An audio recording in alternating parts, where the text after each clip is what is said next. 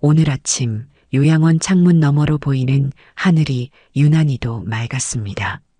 평생을 일하며 모은 재산도 내 아들에 대한 사랑도 모든 것이 이렇게 허무하게 끝나버릴 줄은 몰랐네요. 어머니, 이제 좀 편히 쉬세요. 이곳이 어머니를 위한 최선의 선택이에요. 한 달 전 며느리의 그 말이 아직도 귓가에 맴돕니다. 쓰러진 후 눈을 떴을 때 저는 이미 요양원 침대에 누워 있었어요. 제 이름은 최영자, 올해 68입니다. 30년간 동네 마트를 운영하며 자수성가했고 강남의 32평 아파트도 장만했었죠. 했었죠라고 말할 수밖에 없는 게 이제 그 집은 제 아들 명의로 넘어가 있으니까요. 엄마, 이번만 도와주면 평생 효도할게요. 제발. 회사가 너무 어려워요. 그때 아들의 눈물 어린 호소를 거절하지 못했던 제가 어리석었던 걸까요? 여러분은 상상도 못하실 거예요. 제가 어떻게 이곳까지 오게 됐는지, 그리고 지금 제 마음이 얼마나 무거운지를 이제부터 제 이야기를 들려드리려고 합니다. 아들을 미워해야 할지, 아니면 모든 걸 내려놓고 용서해야 할지, 저는 아직도 답을 찾지 못했습니다. 오늘도 세상만사 요지경속이다를 찾아주셔서 감사해요. 오늘의 사연을 들으시면서 답답하고 분통이 터진다면 속 시원한 댓글로 복수해주세요. 구독을 눌러두시면 재밌는 사연을 매일 들려드립니다. 그럼 오늘의 사연을 들어보겠습니다. 1년 전 제 아들 민우가 갑자기 집을 찾아왔던 날이었습니다. 평소처럼 마트 문을 닫고 계산대 정리를 하고 있을 때였어요. 엄마, 잠깐 시간 있으세요? 응? 이 시간에 웬일이야? 늘 바쁘다며 한 달에 한 번 보기도 힘들었던 아들이었는데 퇴근 시간도 지나지 않은 늦은 오후에 찾아온 것부터가 이상했죠. 회사가 많이 어려워요. 많이라니? 얼마나? 아들은 한참을 머뭇거리다 입을 열었어요. 모든 자산이 압류됐어요. 집도 회사 담보로 잡혔던 거라. 순간 다리에 힘이 풀렸습니다. 2년 전만 해도 업계의 샛별이라고 불리며 신문에도 실렸던 제 아들이 이제는 모든 걸 잃고 길거리에 나앉게 생겼다는 거였죠. 은행 빚이 얼마인데? 엄마한테는 말해도 돼. 15억이요. 숫자를 듣는 순간 온몸이 얼어붙는 것 같았어요. 30년 넘게 마트를 운영하면서도 저는 한 번도 그만한 돈을 만져본 적이 없었으니까요. 아들아, 죄송해요, 엄마. 제가 너무 욕심을 부렸나 봐요. 직원들 월급도 못 주고. 이제 하율이는 어떡하죠? 8살 손주 하율이 얘기가 나오자 가슴이 더 미어졌습니다. 엄마가 마트 팔아서라도. 아니에요. 엄마 재산까지 날릴 순 없어요. 그냥 제가 망했다고 생각하고. 그날 밤 저는 한숨도 자지 못했습니다. 평생 일해서 모은 재산이 담긴 통장을 쥐고 밤새 천장만 바라보았어요. 다음 날 아침 저는 제가 평생 다니던 은행을 찾았습니다. 어머님, 32평 아파트면 최대 16억까지 대출이 가능하실 것 같네요. 아니, 대출 말고 증여요. 통장님의 눈이 커졌습니다. 아드님한테 증여하신다고요? 어머님, 신중히 생각해 보셔야. 30년을 봐온 통장님이니까 말씀드리는 건데 이게 제 마지막 선택이에요. 집으로 돌아오는 길 마트 앞에서 평소처럼 장난치며 웃고 있는 동네 아이들을 보았어요. 문득 어릴 적 민우가 떠올랐습니다. 엄마, 나 과자 하나만 더 먹어도 돼요? 안 돼. 이제 그만 과자는 3개면 충분해. 네. 아들을 키우면서 한 번도 넉넉히 과자를 사주지 못했던 기억이 났어요. 항상 나중에 크면 하면서 미뤄둔 것들이 너무 많았습니다. 이제라도 내가 해줄 수 있는 게 있다면 결심을 하고 아들에게 전화를 걸었습니다. 민우야, 엄마가 결정했어. 네. 집, 내 명의로 돌릴게. 전화기 너머로 들려오는 아들의 흐느낌 소리에 저도 눈물이 났습니다. 엄마, 진짜 죄송해요. 제가 꼭 성공해서. 알아. 우리 아들 이번에는 꼭 잘 될 거야. 그날 이후 제 인생의 두 번째 막이 시작됐습니다. 그때는 몰랐죠. 이게 제 인생의 가장 큰 실수가 될 줄은. 증여 후 6개월 아들의 회사는 기적적으로 회복되기 시작했습니다. 엄마, 드디어 대형 투자사에서 투자 유치가 성공했어요. 정말? 얼마나? 50억이요. 이제 회사 다시 일으킬 수 있어요. 아들의 목소리에서 오랜만에 활기가 느껴졌어요. 직원들 월급도 밀린 것 없이 다 줬다고 하더군요. 엄마, 이제 곧 효도할게요. 조금만 더 기다리세요. 그래. 엄마는 내가 잘 되는 것만 봐도 충분해. 하지만 회사가 회복되면서 아들과 며느리의 모습이 조금씩 달라지기 시작했습니다. 전에는 주말마다 찾아와 반찬도 가져가고 손주 하율이도 데려와 저와 함께 시간을 보냈는데 이제는 한 달에 한 번 보기도 힘들어졌어요. 어머님, 요즘 하율이가 학원이 너무 많아서요. 엄마, 미안한데 이번 주말에는 투자사 사람들이랑 골프 약속이 있어서. 그래도 전 이해하려 했습니다. 사업이 커지면서 바빠지는 건 당연한 거라고, 아들이 성공하는 게 제 소원이었으니까요.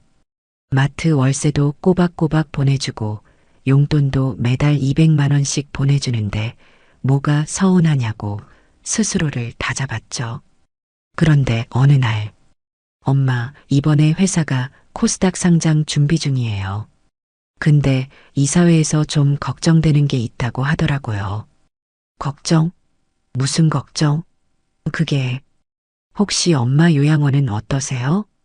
요양원이라니? 순간 숨이 멎는 것 같았습니다. 아니, 그게, 이제 나이도 있으신데 엄마가 마트에서 일하시는 게 좀. 마트가, 왜?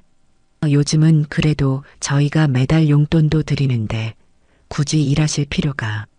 아들의 말끝이 흐려졌습니다. 며느리가 옆에서 말을 이었어요. 어머님, 저희가 알아본 요양원이 있는데요. VIP 전용 시설이래요. 한 달에 300만 원 정도면. 그만. 처음으로 며느리 앞에서 소리를 질렀습니다. 난 아직 일할 수 있어. 내가 왜 요양원에. 어머님, 이제 연세도 있으시고. 나이가 몇 살이라고. 난 아직.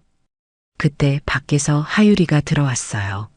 할머니, 나왔어. 하율이를 보자 목에 걸려있던 말들이 다시 삼켜졌습니다. 손주 앞에서 싸우는 꼴을 보여주고 싶지 않았거든요. 어머님, 나중에 다시 말씀드릴게요. 천천히 생각해 보세요. 그날 이후 전화는 더 뜸해졌고 문자로 오는 건 요양원 팸플릿 사진뿐이었습니다. 어느 날 아침 갑자기 심한 어지럼증이 찾아왔습니다. 마트 계산대 앞에서 그대로 주저앉았어요. 사장님, 괜찮으세요? 119 불러요. 눈을 떴을 때는 병원 응급실이었습니다. 아들과 며느리가 의사와 이야기를 나누고 있었어요. 스트레스성 현기증입니다. 당분간 입원하며 검사를. 선생님, 다른 병원으로 옮기려 하는데요. 네. 아드님, 지금은 검사가 필요한. 어머니를 요양병원으로 모시려고요. 그 말을 듣는 순간 제 심장이 멈추는 것 같았습니다. 하지만 몸이 말을 듣지 않았어요. 다음 날 정신이 들었을 때 저는 이미 요양원 침대에 누워 있었습니다. 창문 너머로 보이는 풍경은 낯설기만 했어요. 어머님, 여기가 제가 말씀드렸던 VIP 요양원이에요. 이제 편하게 쉬세요. 내가, 왜 여기? 어머님, 아드님이 회사 주식 상장 준비하시느라 바쁘시대요. 걱정 마세요. 그제서야 모든 게 이해됐습니다. 제가 마트에서 일하는 모습이 아들 회사 상장에 방해가 된다는 거였어요. 창밖으로 떨어지는 낙엽을 보며 생각했습니다. 내가 그동안 뭘 위해 살아온 걸까? 요양원에 온 지 한 달, 제 침대 옆 서랍장에는 아들이 준 고급 과자들만 쌓여갔습니다. 어머님, 이번에 일본에서 수입한 거예요.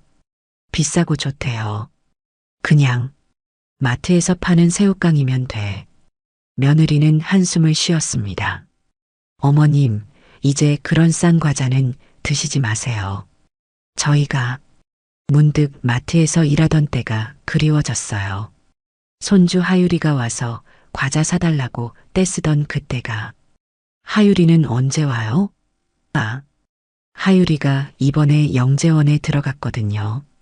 주말에도 학원이라 매주 오겠다던 약속은 한 달에 한 번으로, 한 달에 한 번은 또 두 달에 한 번으로 변해갔습니다.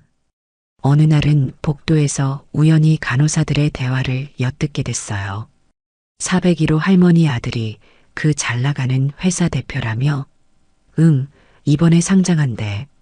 근데 왜 할머니를 여기로 보낸 거야? 할머니 건강해 보이시던데? 가슴이 찢어지는 것 같았습니다. 내 아들이 내가 부끄러웠던 걸까요? 어느 날 요양원 로비에서 TV를 보고 있었습니다. 벤처기업 특집 방송이 나오고 있었는데 그때 제 아들이 인터뷰하는 장면이 나왔어요. 올해 주목받는 벤처기업 수상 소감. 화면 속 제 아들이 환하게 웃고 있었어요. 저희는 직원들과 가족 같은 문화를 만들어가고 있습니다. 모두가 행복한 가족이라는 말에 쓴웃음이 났습니다. 그때 옆자리에 할머니가 말을 걸어왔어요. 아니, 401호 할머니. 저기 나오는 분이 할머니 아들 맞죠? 네. 어머나 대단하시네요. 그런데 왜 여기 계세요? 순간 할 말을 잃었습니다. 그런데 그 할머니가 더 충격적인 말을 이어갔어요. 아니, 그 회사 얼마 전에 제 조카가 거래처라고 하던데 어머님 명의로 된 강남 아파트를 담보로 대출받았다던데 어머님 재산 맞으시죠? 온몸이 얼어붙었습니다. 제 집을 담보로 또 대출을 한 푼이라도 남아있던 제 재산에 손을 댄 거였어요. 할머니, 혹시 언제? 보름 전쯤일 거예요. 조카가 얘기하더라고요.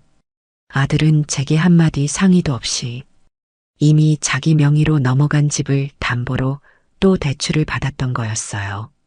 다음 날 면회 온 아들에게 조심스레 물었습니다. 민우야, 집에 또 대출 받았다면서? 아들의 얼굴이 순간 굳어졌어요. 누가 그런 말씀을 엄마가 알 필요도 없는 거니? 어머님, 그건 회사 운영자금이에요. 옆에서 며느리가 끼어들었습니다. 운영자금이라고? 그래도 한마디는 어머님, 이제 그런 걸로 스트레스 받지 마세요. 여기서 편히 쉬시면 편히 쉬라고? 목소리가 떨렸습니다. 내 전 재산을 너희한테 줬는데 이제는 그마저도 담보로 잡고 나는 이렇게 요양원에 처박혀서 어머님, 처박혔다니요. 이렇게 좋은 시설에 좋은 시설이면 뭐해. 내 마음이 이렇게 죽어가는데 엄마, 죄송해요. 하지만 회사가 커지려면 커지는 게 그렇게 중요해? 너희 둘 다 내가 이렇게 마음 아파하는 건 하나도 안 중요하고? 아들과 며느리는 서로 눈치만 보다가 자리에서 일어났습니다. 저희가 다음에 다시 찾아뵐게요. 어머님, 지금 많이 흥분하신 것 같아서 창밖으로 눈물이 흘러내렸습니다. 이제는 정말 제가 버려진 것 같았어요. 오늘도 요양원 창가에 앉아 지나가는 사람들을 바라봅니다. 며칠 전부터는 아들의 전화도 오지 않네요. 할머니, 오늘은 산책 나가실래요? 간호사가 다정하게 물었지만 고개를 저었습니다.